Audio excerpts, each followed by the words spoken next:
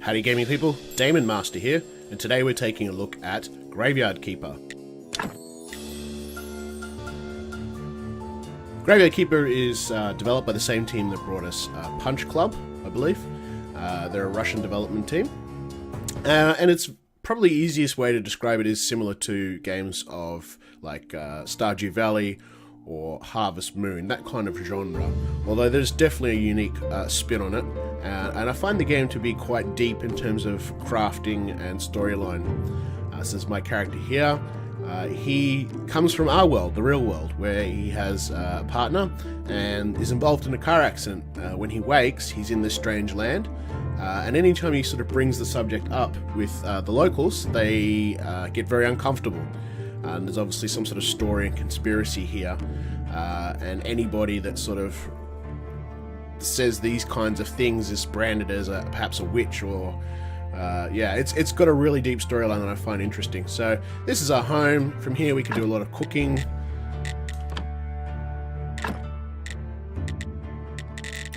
There's quite a lot to this game. It's quite deep. Heading outside, we've got our workyard area.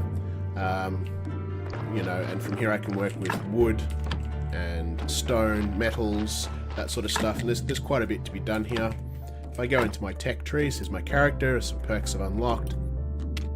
So we've got, because you'll be responsible for bodies coming in, you are a graveyard keeper, so you have sort of anatomy and alchemy skills. And yeah, there's obviously, this is an alpha, so not everything's available yet. But the game will be releasing August 15th, and obviously all this not available content will be in the game. Then you have theology, so you're also responsible for running the local chapel and giving sermons, and that's a great source of income and other buffs. Book writing is largely for sort of science and research, and it's a great way to sort of gain experience, which is up here. So the red is sort of from when you do crafting and physical things, green is from nature, and then blue is spiritual, and it's the hardest one to get, but yeah, things like book writing will help facilitate that. Farming, nature, so you could do bees, you could do crops, you can do grape farming, you can do you know, fertilizers and all sorts of stuff, wines, obviously more to come. Smithing, so your metal working, glass working, things like that. Weapons, armor, cogs, and then stone and wood predominantly. And again, there's quite a lot here, and it'll take you quite some time to get through it all. Then we've got our known NPCs, so myself needing to get back home, the donkey that's Russian and calls you comrade, the local bishop, other characters. Some of them only appear on certain days, and of course all of them have a reputation system that you'll probably want to improve. Yeah, so then we've got our farm area here, kitchen garden. You can see I've got wheat growing. There's going to be an opportunity to grow bushes and stuff over here. And then up here there's going to be like a winery. So there's quite a lot to it.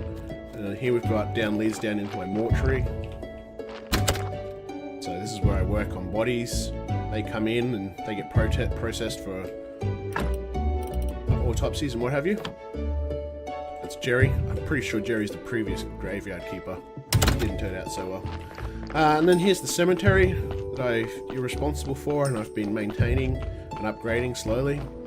And the idea is to get the higher the quality graveyard and church, the more money you're going to make, basically. And then there's the church I've been working on. Oh look, someone's been in the confession booth. Lovely. Yeah, and so you'll come in here once a week, and that particular day and give sermons. So there's 6 days in the week, and that's just a rotating weekly schedule. There doesn't appear to be any months or years, although my save game does note how many days I've been playing. Unlike other titles that sort of have a time limit, you know, Harvest Moon in particular, originally, you know, you only had a year or two to sort of finish everything. That doesn't appear to be the case with Graveyard Keeper, at least not to my knowledge yet. This just continues to rotate. There's no seasons, and there's no